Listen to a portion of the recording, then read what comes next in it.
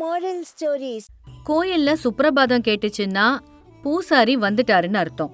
சாயங்கால நேரத்துல கண்ணுக்குட்டி ஓடியே போச்சுன்னா அதோட அம்மா வந்துருச்சுன்னு அர்த்தம்.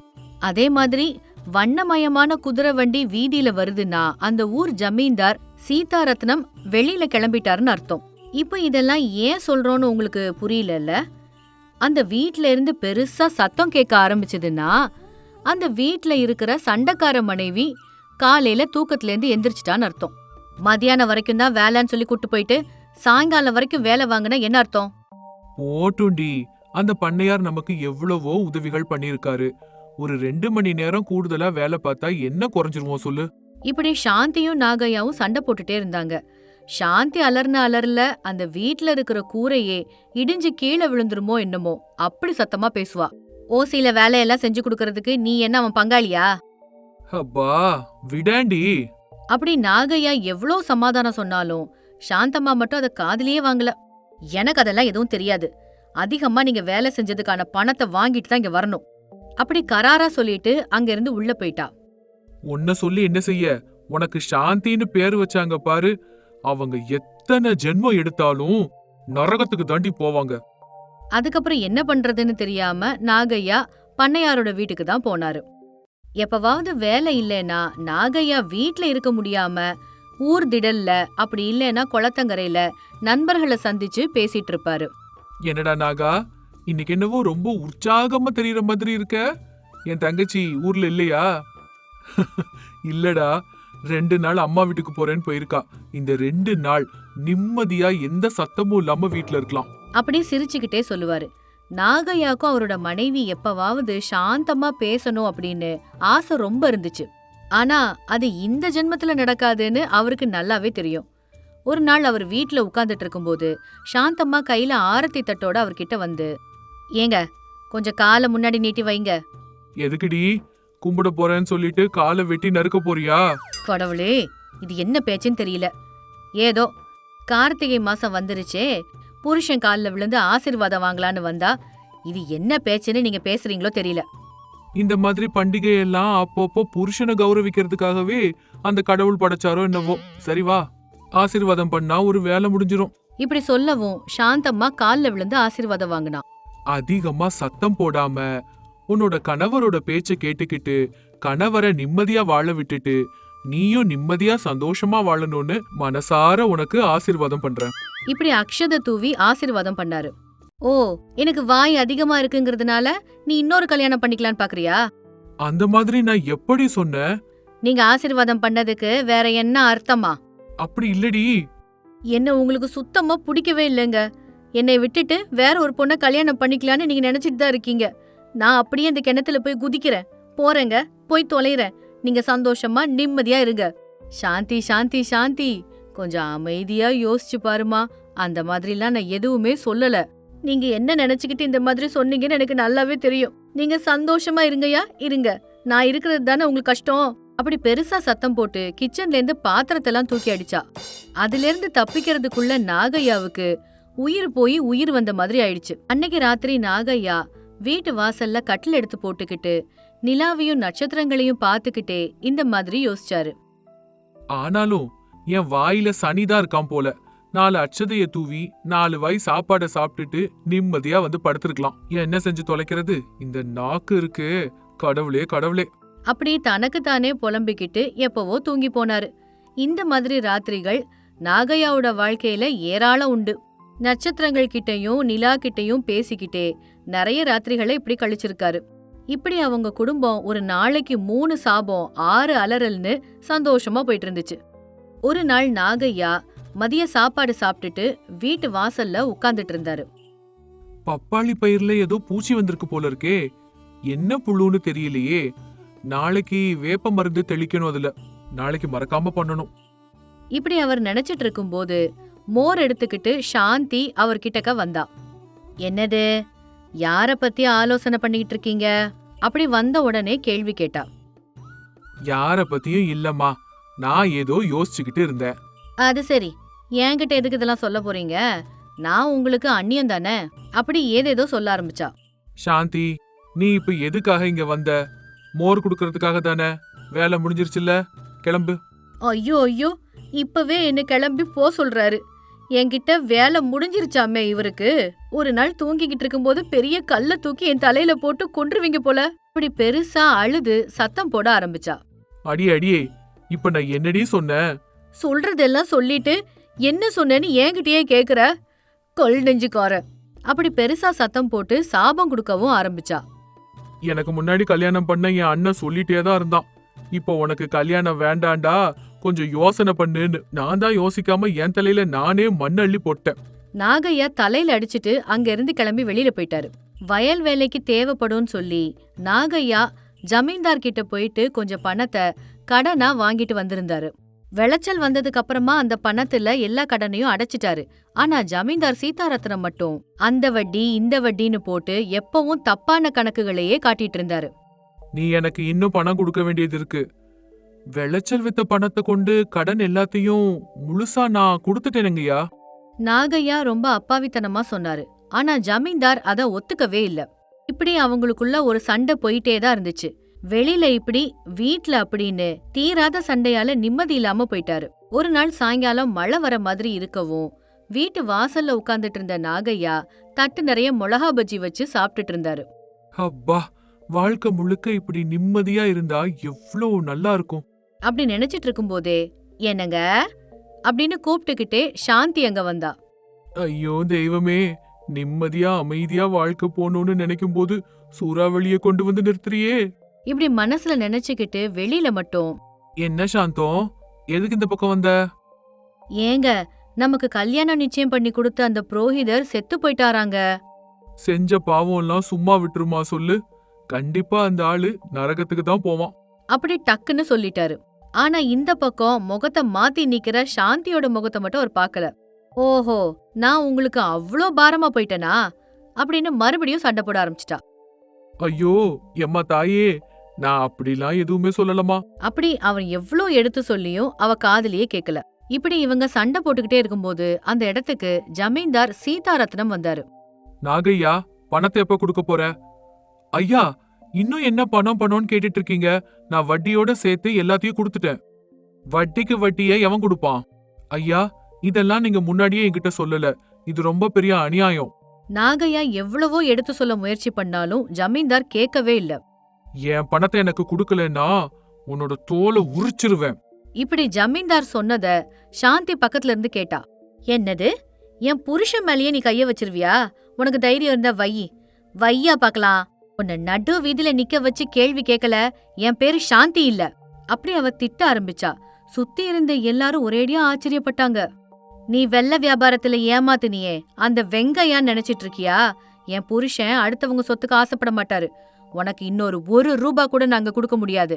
ஏதாவது சொல்லி அவர் மேல கைய வச்ச. அப்படி ஏதோ சொல்ல வாய் எடுக்கிறதுக்குள்ள சீதாரத்னம் அவரோட குட்டி எல்லாம் வெளியில வந்துருமோன்னு பயந்துகிட்டு மெதுவா அந்த இடத்த விட்டு நழுவிட்டாரு. அடியே, அவர் ஜமீன்தாரடி. அவரு போய் இந்த மாதிரி திட்டி அனுப்பிட்ட. ஜமீன்தார்னா அவன் பொண்டாட்டி பெருமைப்பட்டுக்கிட்டோம். எனக்கு என் புருஷன் தானே ஜமீன்தாரு. ஆனா என்ன நாயை விட கேவலமா ஏசுறியடி, அது எதுக்கு? என் புருஷனை நான் 1000 ஏசுவேன் பேசுவேன். அதுக்காக வெளியில இருந்து ஒருத்த வந்து ஏசுனா பாத்துக்கிட்டு இருக்க முடியுமா? எந்த பொண்ணுக்கும் அவளோட புருஷன் தான் ராஜா. அப்படி சொல்லிட்டு வீட்டுக்குள்ள போயிட்டா. மனைவிமார்களை புரிஞ்சுக்கிற புத்தி எங்க தலைமுறையில இருக்கிறவங்களுக்கு இல்ல. உங்களால புரிஞ்சுக்க முடியுதான்னு பாருங்க. அப்படி நாகையா அப்பாவித்தனமா சொல்லிட்டு மௌனமா வீட்டுக்குள்ள போயிட்டாரு. முன்னொரு காலத்துல ராமாபுரம் அப்படிங்கிற அழகான கிராமத்துல ராமையா அப்புறம் சீத்தம்மான்னு தம்பதிகள் வசிச்சு வந்தாங்க. அவங்க ஒரு அசல் நடுத்தர குடும்பம். அவங்களுக்கு ஷேகர்னு செல்லமா வளர்க்கப்பட்ட திருமண வயசுடைய ஒரு பையன் இருந்தான். ஷேகருக்கு சின்ன வயசுல இருந்தே கூச்சம் அதிகம். எதையும் தைரியமா கேட்க மாட்டான். எப்பவாச்சும் சீத்தம்மா ஷேகரை கடைக்கு அனுப்புனா சில்லறையா கேக்குறதுக்கே கூச்சப்படுவான். அவனுக்கு அதுல அவ்வளோ தயக்கம். ஏதாவது சொந்தக்காரங்க வீட்டுக்கு போயிட்டா தண்ணி கேக்குறதுக்கு கூட கூச்சப்படுவான். இத கவனிச்ச ராமையாவும் சீத்தம்மாவும் அந்த கிராமத்து பெரியவரான ராகவையா கிட்ட போனாங்க. என்ன ராமையா, மனைவிய கூட்டிட்டு இந்த பக்கம் வந்திருக்க? என்ன விஷயம்? அது வந்துங்க, அது இப்படி பேசுறதுக்கு தடுமாறிட்டு இருக்கும்போது சீதம்மா பேச ஆரம்பிச்சா. ஐயா, அவருக்கு சொல்றதுக்கு கூச்சமா இருக்கு. ஆனா எங்க பையனை பத்தி உங்களுக்கு தெரியும்ல, இவ்ளோ வயசாயும் எதையும் வாயை திறந்து பேசவே மாட்டேங்கிறான். என்ன வேணும்னு சொல்லவும் மாட்டேங்கிறான். எங்களுக்கு அவனை வச்சுக்கிட்டு என்ன பண்றதுன்னு ஒண்ணுமே புரியல. மனசுல உள்ள பாரத்தை எல்லாத்தையும் சொன்னான். சீதம்மா, வயசு வந்த பையன் உன்கிட்டயும் என்கிட்டயும் பேசிட்டு இருப்பானா? கல்யாணம் பண்ணி வச்சா பொண்டாட்டிக்கிட்ட பேசுவான். வர தை மாசத்திலேயே அவனுக்கு ஒரு நல்ல பொண்ணா பார்த்து கல்யாணம் பண்ணி வைங்க, வழிக்கு வந்துருவான். இப்படி ஆலோசனை சொன்னாரு ராகவையா. அதுக்கப்புறம் ராமையாவும் சீதம்மாவும் அங்கிருந்து கிளம்பி வந்துட்டாங்க. திருமண சம்பந்தம் தேடுற வேலையில ஈடுபட்டாங்க. தெரிஞ்சவங்க கிட்ட, திருமண புரோகிதர்கள் கிட்ட, உறவினர்கள் கிட்ட பொண்ணை பத்தி விசாரிக்க சொன்னாங்க. இப்படி ஒரு புரோகிதர் மூலமா பக்கத்து கிராமத்துல சுந்தரின்னு ஒரு பொண்ணு இருக்கிறதாவும், சுந்தரி தன்னோட அப்பா அம்மாவுக்கு ஒரே மகள்னு தெரிய வருது. சுந்தரி புத்திசாலி பொண்ணு, சுறுசுறுப்பா இருந்து வேலை எல்லாத்தையும் சடக்குன்னு செய்யற பொண்ணு. ராமையாவும் சீதம்மாவும் சுந்தரியோட அப்பா அம்மா கிட்ட பேசி சேகருக்கும் சுந்தரிக்கும் அமோகமா கல்யாணம் பண்ணி வச்சாங்க. அவ்ளோ அழகான மனைவி கிடைச்சதால எல்லாரும் அவனை அதிர்ஷ்டசாலின்னு பேசிக்கிட்டாங்க. இந்த மாதிரி நடுத்தர குடும்பத்துல ஒரு கல்யாணம்னா தெரிஞ்சது தானே. கிட்டத்தட்ட 70% சொத்தை செலவழிச்சு சுந்தரியோட அப்பா அம்மா அந்த கல்யாணத்தை ரொம்ப அமோகமா நடத்தியிருந்தாங்க. உறவினர்கள், நண்பர்கள் முன்னிலையில ஆசீர்வாதங்களுக்கு இடையில அந்த திருமணம் நடந்துச்சு. இப்படி எல்லாரும் சந்தோஷமா இருக்கும்போதுதான் சுந்தரியோட அம்மா மனசுல இந்த மாதிரி நினைச்சாங்க. பொண்ணுக்கு கல்யாணம் ஆயிடுச்சு, சந்தோஷம். அவ சந்தோஷமா இருந்தா அதுவே போதும். சுந்தரியோட அப்பாவுக்கோ ஏதோ பெரிய சுமைய இறக்கி வச்ச மாதிரி இருந்தது. ஒரு நடுத்தர வர்க்கத்து தந்தைக்கு மகளோட கல்யாணம் முடிஞ்சதுன்னா அப்படித்தானே இருக்கும். எப்பவும் போல சில பேரு நகைகளை பத்தி பேசினாங்க. சிலர் சாப்பாடு அவ்வளவா சரியில்லைல்ல அப்படின்னு பேசிட்டு இருந்தாங்க. இந்த பேச்சுக்களுக்கு நடுவுல பொண்ண தாரவாத்து குடுக்கறது நடந்துச்சு. சுந்தரியோட அம்மா இப்படி சொன்னாங்க. மதினி, இது வரைக்கும் எங்க வீட்ல ரொம்ப செல்லமா வளர்ந்த பொண்ணு. தப்பு ஏதாவது பண்ணுனானா சொந்த அம்மா மாதிரி பொறுத்துக்கோங்க. அவளுக்கு எந்த குறையும் இல்லாம நீங்க தான் பாத்துக்கணும். இப்படி சொல்லிட்டு கண்ணீர் சிந்தி அழுதாங்க. சீதம்மா தன்னோட சம்மந்திய தேற்றுனா. அவங்களுக்கு இந்த மாதிரி ஆறுதல் சொன்னாங்க. என் பையனுக்கு கூச்ச சுபாவம் ரொம்ப அதிகமா, நீதான் அவனை புரிஞ்சுக்கிட்டு நல்லபடியா குடும்பம் நடத்தணும். மருமக கிட்ட எடுத்து சொன்னான். சுந்தரியும் தலைய குனிஞ்சுக்கிட்டே சரிங்கிற மாதிரி தலையசைச்சா. சேகரோட அம்மா அப்பா, சுந்தரியோட அம்மா அப்பா சந்தோஷமா வாழுங்கன்னு வாழ்த்துனாங்க. எல்லாரும் நினைச்ச மாதிரியே சுந்தரி தன்னோட புத்திசாலித்தனத்தால சேகர் கூட ரொம்ப சந்தோஷமா வாழ்ந்துட்டு இருந்தா. சேகரோட கூச்சத்தை புரிஞ்சுக்கிட்டு யாருக்கும் எந்த குறையும் இல்லாம பாத்துக்கிட்டா. இப்படிப்பட்ட மருமக கிடைச்சதால எல்லாரும் அவங்கள அதிர்ஷ்டசாலிகள்னு சொன்னாங்க. அவங்களோட வாழ்க்கை இப்படி செழிப்பா நடந்துட்டு இருக்கும்போது சங்கராந்தி பண்டிகையும் வந்துச்சு. திருமணத்துக்கு அப்புறம் முதல் பண்டிகைங்கிறதுனால சேகரும் சுந்தரியும் சுந்தரியோட அப்பா அம்மா வீட்டுக்கு வந்தாங்க. முதல்ல மருமக வீட்டுக்கு வந்திருக்கிறதுனால சுந்தரியோட அம்மா அப்பாவோட உபசரிப்புகள் வான தொட்டுச்சு. பலகாரங்களோட வாசம் தெரு முழுக்க வீசிச்சு. ஆனா சேகருக்கு இருந்த கூச்சத்தினால எதையுமே சாப்பிடுறதுக்கு ரொம்ப தயங்கினான்.